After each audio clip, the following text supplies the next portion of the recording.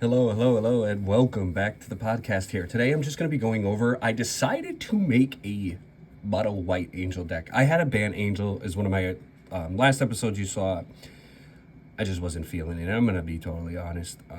I just felt like I was really forcing it. I was kind of on this thing where I wanted to have like just one deck I could go to, and I combined a bunch of ideas. I had like +1/+1 counters. I had a Simic theme going originally, and then I had a separate angel type of theme, like minor control as much as you could do in mono white. And I just like had this thing that I wanted to combine them. I honestly just forced it. I had Janara as my commander. Didn't really like it that much the way it panned out. I felt like I was kind of spread all over the place instead of having a more, cohesive theme for my deck. And I felt like sometimes I won not really because of my deck, but because of the cards. Like if you have a mana drain, Rhystic Study, Swords to Plowshare, like all the top cards, so to speak, you're probably going to at least keep up, even if your deck's not coherent. I felt like I was winning more for that. I would have these random combos. Even while I was playing, I was like, what the hell was I thinking? And I would do like maybe 5 commander damage because I was so busy playing other stuff, I wasn't focusing on that. So decided to split them apart again. I'll just eat the L, pay the money, and then like I always do with this stuff, when I have these excess cards, just because I just graduated, I just sell them back to kind of recoup something. So what I'm going to do today is be making my angel deck. And I just thought I'd kind of discuss a little bit, show it. You can see here, I got the other one. This is for YouTube. I just prefer not to do it like this for YouTube. I don't think people really care so much as this way we do it on the podcast. For those on YouTube, hello. I'm talking over here. I got my whole setup. So just kind of opening everything right now. Literally just making the deck. I'm probably will talk periodically about some cards or a card or two, just kind of explain where my head's at, why I'm doing what I'm doing, that sort of thing. So let me get this started. Oh, I didn't realize. Oh, man. So yeah, I'll show that. I got a Pearl Medallion here, but I didn't realize I ordered this one. Oh, I meant to order the older one from Tempest. I honestly fucking hate these stickers on the newer cards, like the rare cards or mythic cards. Like I hate this shiny sticker so much. So I will always opt for the more quote unquote old school one if I can, that doesn't have this sticker, unless it's like an outrageous price difference, like I don't know, if you get like a Sylvan Library from Unlimited or something, is a very different price point than the Sylvan Library that was released at Double Masters a year or two ago. So that sucks, but oh well, still really good card. All right, so I'm just gonna start like bagging up some things. I'm gonna kind of put cards in certain categories just from my point of view of like things I gotta get in here, or I feel like I gotta get in here, because I've had several versions of this angel deck, as some listeners know, all 2 of them. But then I have cards where I'm like, I don't know, and then stuff where it's like, nah, man, this just doesn't work, or it doesn't fit my play style, which is also okay for you guys as deck makers too. It doesn't work, like just because it's the cookie cutter, quote unquote, right version or great version, it doesn't mean you have to include it. I'm not playing for pink slips here. So first I got Pearl Medallion. It's got to be in here. Angels cost a shitload. You need ways to lower the cost. This one makes white spells, 1 less. I also got a Resplendent Angel. Just fantastic card. Basically, you gain 5 life. You make a bunch of angel tokens with Vigilance, which is awesome. Costs 3 mana, one of the cheapest angels. One of the big problems I had with this deck, and I may show you 1 card at a time, I may show you 2 or 3, just bear with me. One of the biggest problems I had with this deck is, like, seriously, angels just cost a lot of mana. And I know I'm kind of preaching to the choir with this one a little bit. I'm sure everybody knows that. I'm not saying any hot takes here, but it was really hard. And I honestly just didn't realize, like, how expensive the deck was from a CMC perspective. So I really was trying to look for cheaper angels. So like I always knew about Resplendent, I was familiar with Angel of Vitality, which let me show you. I was always familiar with that one here. Righteous Valkyrie, same thing, pump up for 2, call time, just a freaking phenomenal angel. All you need is 7 more life than you started with. Gift of Estates, again, mono white, it's hard with land ramp, so you just need ways to search it. I meant to get the Elder version, but I just wanted this quick from TCG, so yeah, I got the stickery one. Metropolis Reformer. I actually had no idea this card existed, like absolutely no clue. And then I just was browsing like EDH Rec one day and just scrolling through as I do, and I saw this. I had to get it. So 2/3 flying vigilance. You have hexproof. Whenever it's dealt damage, you gain that much life. Pretty straightforward. Honestly, this is a shitload of abilities for 3 mana. It's certainly not the best angel or the best white card ever, but for an angel deck and trying to just lower that curve, especially with cards like Pearl Medallion, Urza's Incubator, Starnheim Aspirant, you know, all these, Herald's Horn, all these things that lower that gray cost, I'm really, really looking for, because it just brings these angels so much further down. So this could easily be a 1 mana drop right there. And I really like Vigilance because I don't have too many creatures in here. Angels, I like to keep them special. I like to keep them low count, not too low, but lowish. You know, this isn't a full creature deck. So I like that. I got ways to block as well to make up for that. Oh yeah, let me show everybody up here too. Let me know what you think about the dual camera thing. I know it can be a little cumbersome sometimes, but I kind of like it. Let me know. Anyway, oh, also I'm using I got these new katana sleeves. I only use Ultra Pro half the time, or Dragon sleeves really is what I meant to say. But I wanted to try something different. So I heard good things about these from my friends that play. So just gonna keep moving on the list. Angel of the Dire Hour. I have a lot of like easy angels that I'm gonna include in here. This is just a good blocker, remover. If I got mana up, which I should at some points, perfect. I'm putting some cards on the side you're gonna see me do in the down here for you guys and right here for you guys. This is just things that like I'll go over later. I like to put the assurances in first, like the things I know I'm gonna. So again, white sucks mana ramp. I need a lot. Angels cost a lot. Add 1 mana of any color your opponents could produce, or an opponent could produce, but same difference. So I'm definitely gonna need that for some ramp. I'm aiming for 10 on this deck. I know it's like the cookie cutter number 2, 10, 10, 10, 10. You know, 10 removal, 10 card draw, 10 ramp. I don't know why I said 4 10s. So with this deck, I really want to keep it that way because there's a lot of tricky things we have to maneuver around to make this deck the way I want. So it needs the right support for it. So Smuggler's Share, again, this is just to net me card draw because white sucks at it. And I'm going to be honest with you, that second part, if an opponent puts out another land, you get a treasure token, like I'm probably not going to trigger that at all in some games. That's okay. But it's nice that it's there if I need it, if somebody's kind of doing that landfall-y theme, which I have a friend that does. I really just need the card draw. Simple as that. And then to show you guys also, Angel of the Dire Hour. Fellow Hearthstone. Cool. Moving on. Again, I just need rocks. I always liked the Mer cards. I don't know why. I like first started playing Magic around Maraudon, a little bit before that. I just like the Mers, you know?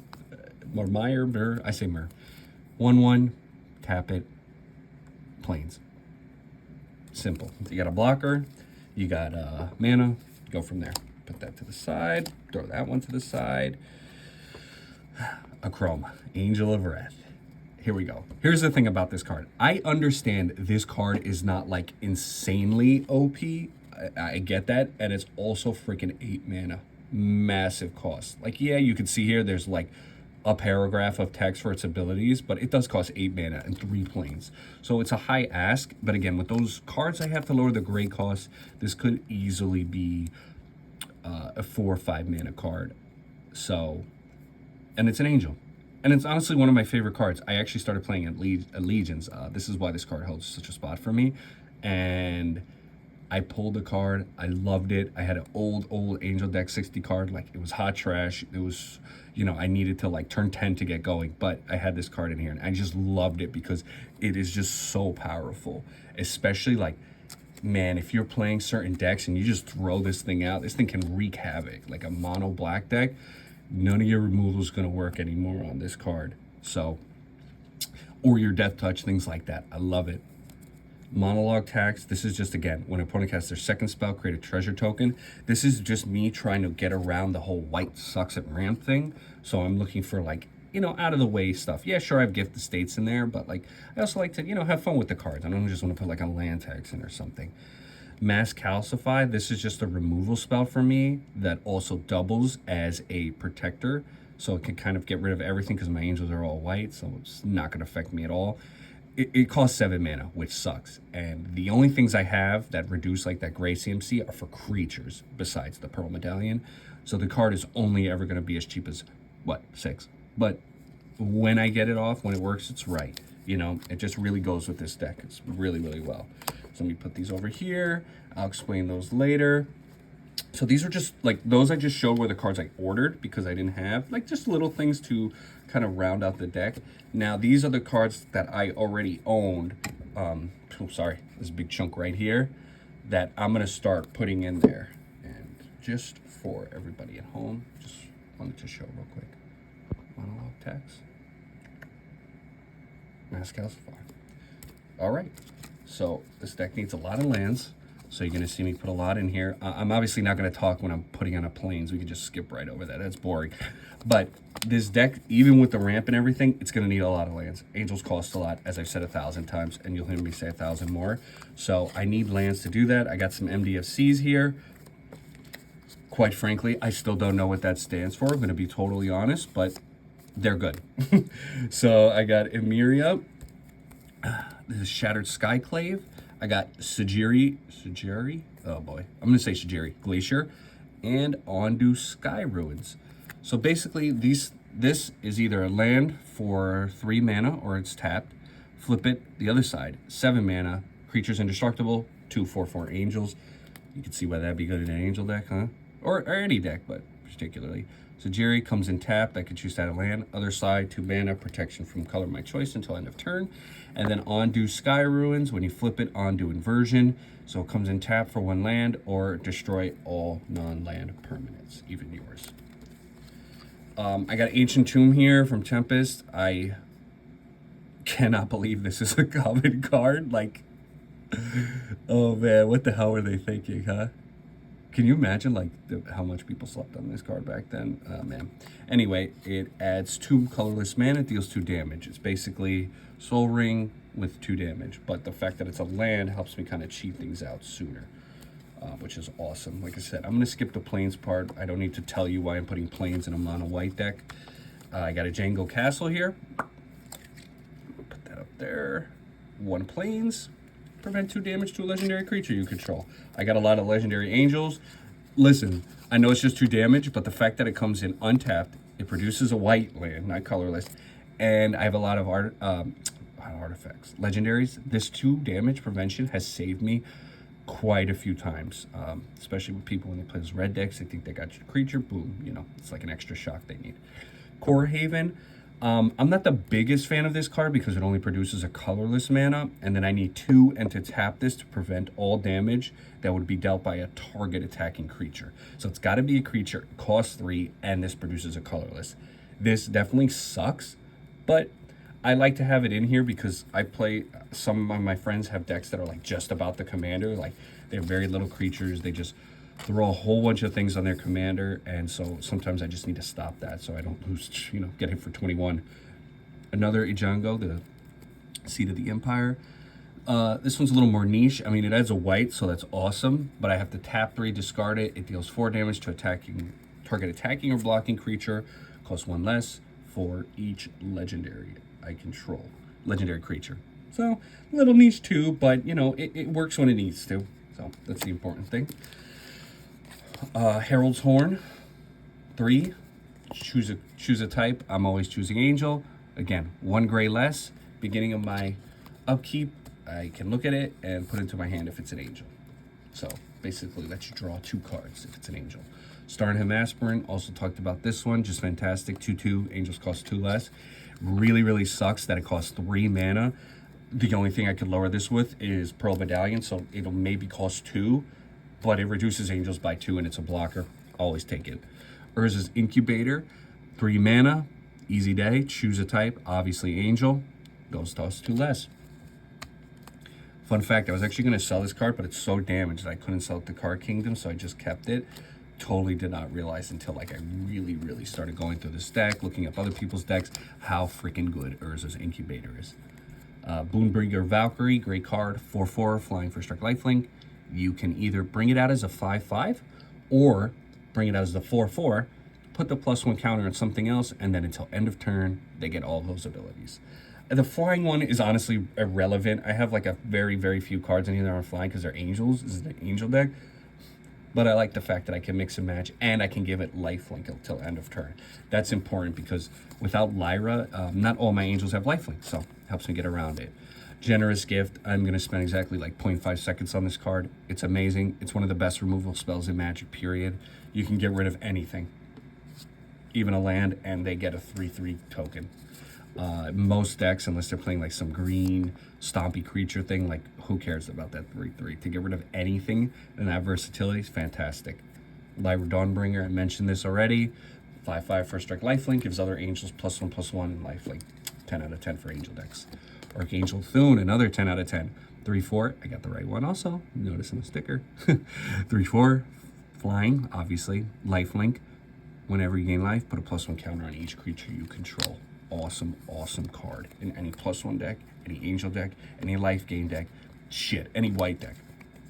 Also, since it kind of goes without saying, all angels have flying, I'm gonna stop mentioning that they have flying for the sake of you guys. Bishop of Wings, unfortunately 2 white, but 1/4. When an angel enters, gain 4 life. When an angel dies, create a 1/1 spirit token with flying. They got to be the ones you control, but that's fucking fine. Austere Command, I really like this card because it costs way too much mana, but I do like the versatility of it, especially because those angels cost so much. Sometimes I will frequently just do destroy 3 or less, and then I can keep all my big angels. The only thing that sucks is you have to choose to, so when you play this, you know, if you have like there's certain enchantments in this deck that make the deck sing, and when you have those out, you really don't want to destroy them, so that can suck a little bit. Let me show that real quick. And it's got an angel on it. You know, keep it on flavor here. Luminarch's Ascension, boom, 2 mana. Whenever each opponent's end step, you didn't lose life, put an Ascension counter, a quest counter on it, excuse me.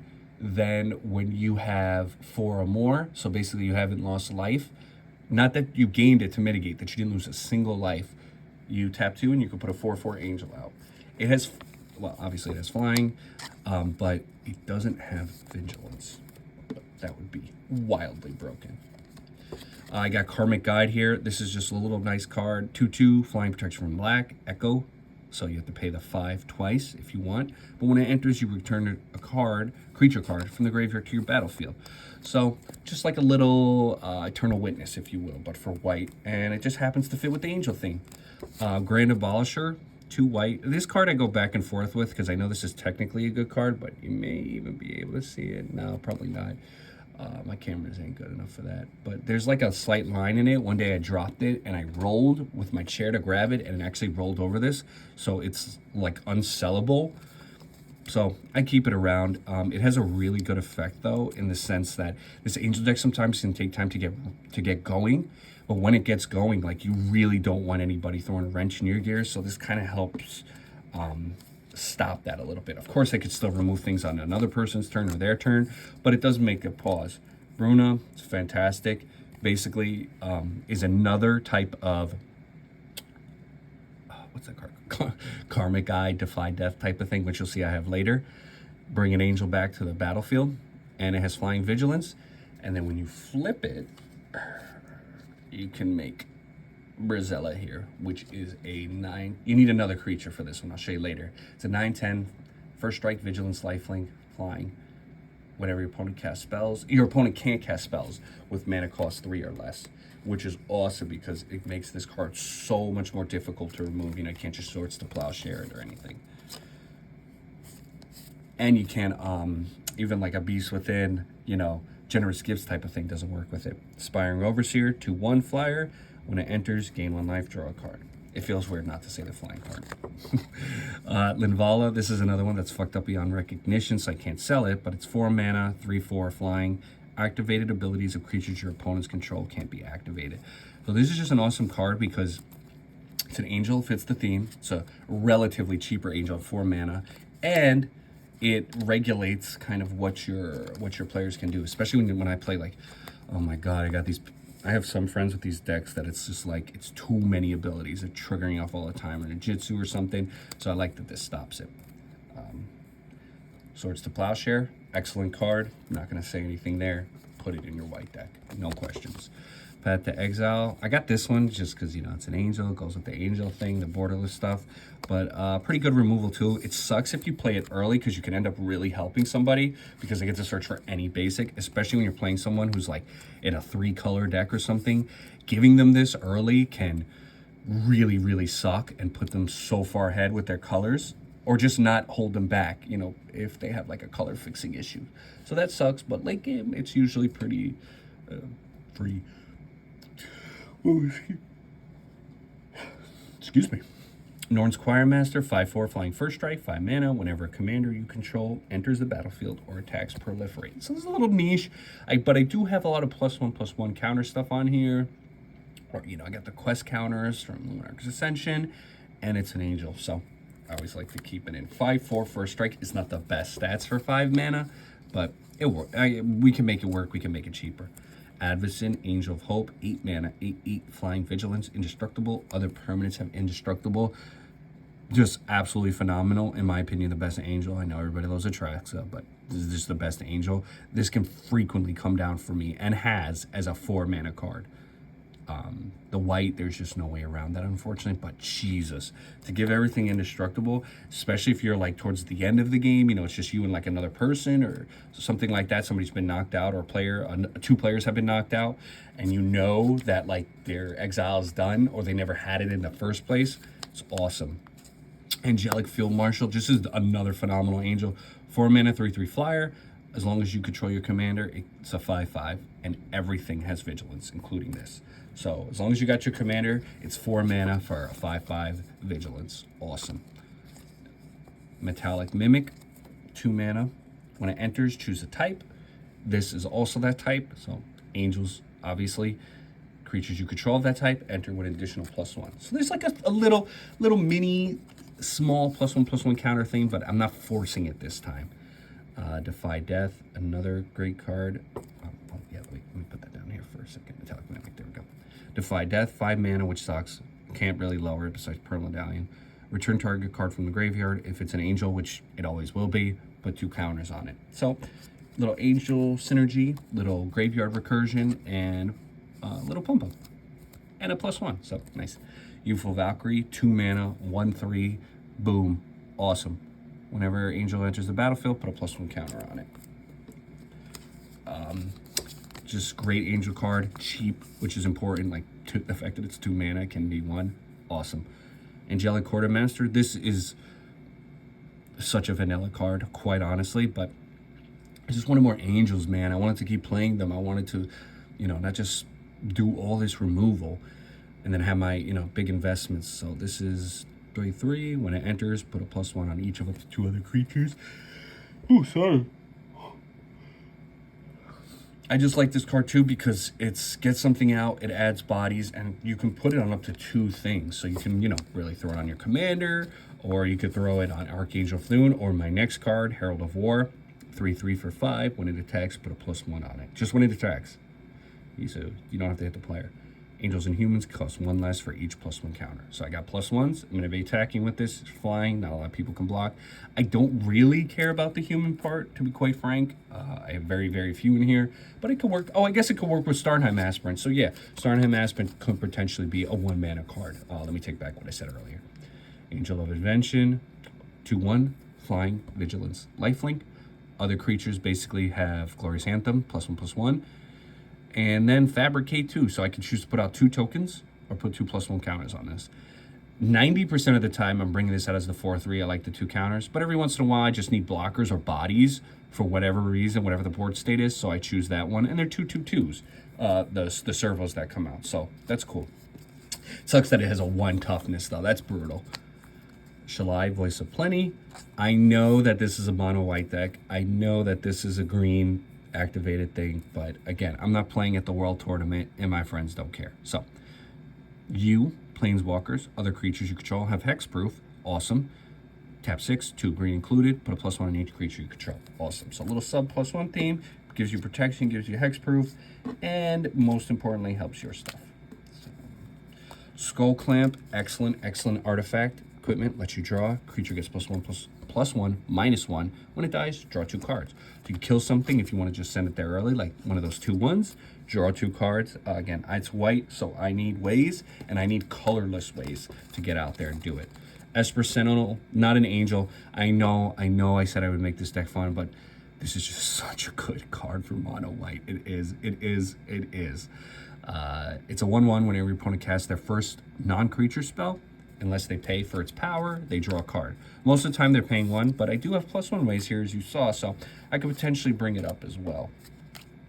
I got Sanctuary Warden, 6 mana, 5/5. When it enters, put 2 shield counters on it, which is cool. Prevents some damage or prevents it from being destroyed. When it enters or attacks, you can remove a counter from any creature or any planeswalker. You create a 1/1 green and white citizen token. Don't really care about that, but you get to draw 1 card. That's the awesome part. Battle Angels of Tyr, one of the best angels ever created. For a 4/4, it has flying and myriad. So basically when I attack one person with this, I'm attacking all my opponents with this. And then the copies are exiled. It's kind of like a Geist of St. Taft, or St. Traft, but on crack.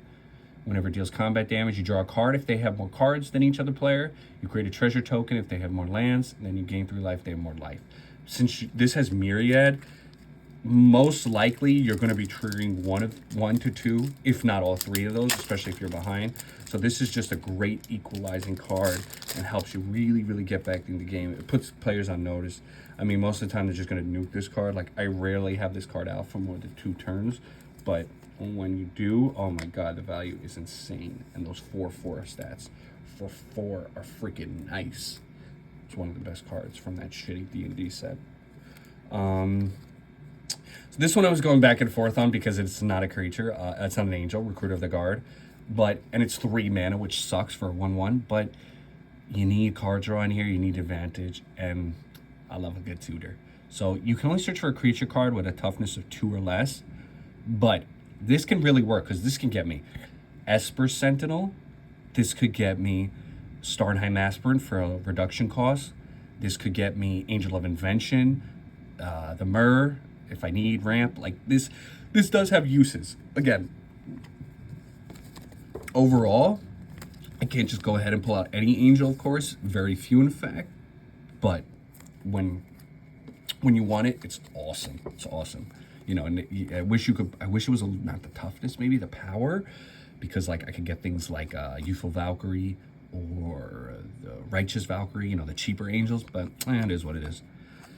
Scroll of Advocin. This is just, I like this card. It's just a 1 mana, 1 later, so 2 total if you want to do it right away. Sack it. You get to draw a card and then gain 5 life if you control an angel, which I do. This is a really nice trigger for things like Resplendent Angel.